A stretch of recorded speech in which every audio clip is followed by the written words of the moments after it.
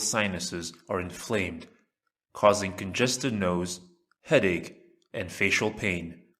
Paranasal sinuses are air cavities in the bones of the skull. There are 4 pairs of sinuses located at either side of the head. They are the maxillary, frontal, ethmoid, and sphenoid sinuses. The sinuses are lined with respiratory epithelium producing mucus. The mucus drains into the nasal cavity through small openings. Impaired sinus drainage has been associated with inflammation of sinuses. When a sinus is blocked, fluids build up, making it a favorable environment for bacteria or viruses to grow and cause infection.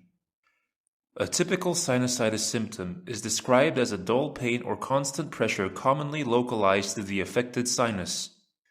The pain may worsen when the person bends over or while lying down. Symptoms often start on one side of the head and spread to the other side. Acute sinusitis may also be accompanied by thick nasal discharge of yellow-greenish color. Sinusitis may have different causes. These include allergy. Allergens such as pollen, pet dander, may trigger inflammatory response of the mucosa of the nose and sinuses, resulting in excess mucus production, nasal congestion, sneezing, and itching. Infection. Infection usually occurs as a complication of a common cold. Impaired sinus drainage due to inflammation of nasal mucosa during a cold often leads to infection of the sinus itself. Cold-like symptoms plus headache, facial pain, or pressure are common complaints. Other conditions that cause blockage of sinus drainage.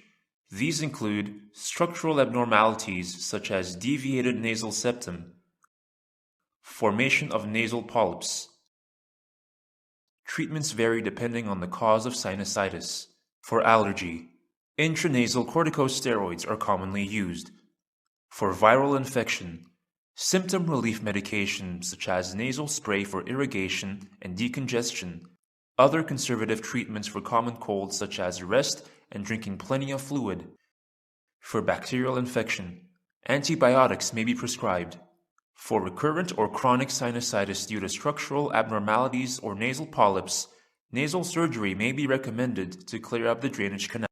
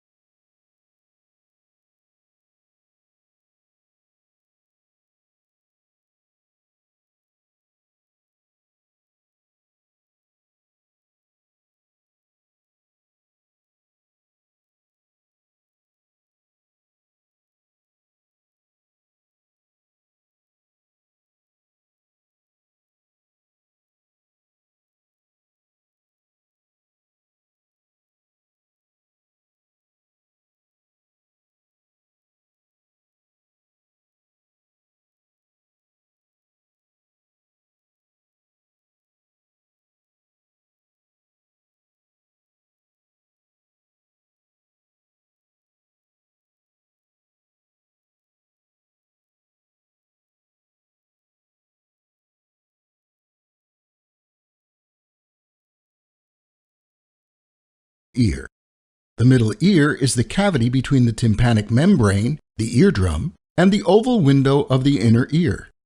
Its function is to amplify sound vibrations of the eardrum and transmit them to the inner ear. The middle ear is linked to the upper throat by the auditory tube or eustachian tube. The tube helps equalizing air pressures between the middle ear and the outside atmosphere. It also drains mucus secretions from the middle ear into the throat.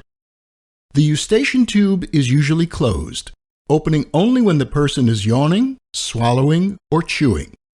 When atmospheric pressure changes rapidly, causing a sudden feeling of fullness in the ear, such as during airplane travel, these activities can be done on purpose to open the tube, allowing air passage to equalize the pressure. Otitis media develops when the eustachian tube is blocked, commonly as a result of upper respiratory tract infections or allergies. Mucus builds up in the middle ear, creating an environment for bacteria or viruses to grow. Otitis media can occur at any age, but it is most common in small children whose eustachian tube is narrower and more horizontal. The tube opening mechanism in children is also less efficient due to the angle between the tube and the muscle acting on it.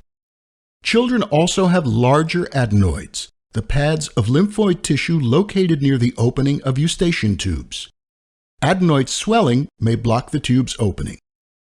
Other risk factors include exposure to smoking, male gender, family history, pacifier use, bottle feeding, and attending a daycare center. There are several types of otitis media.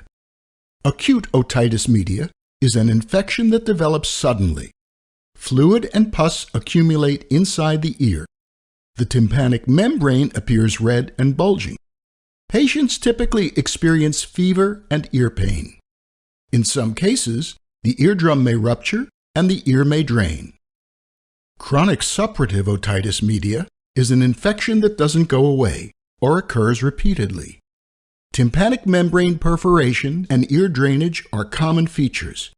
Hearing is usually impaired. Otitis media with effusion is when fluid continues to accumulate in the middle ear, even after the initial infection subsides. Patients may experience a feeling of fullness and impaired hearing, but there are no signs of infection. When fluid remains for an extended period of time or returns repeatedly, the condition is known as chronic otitis media with effusion.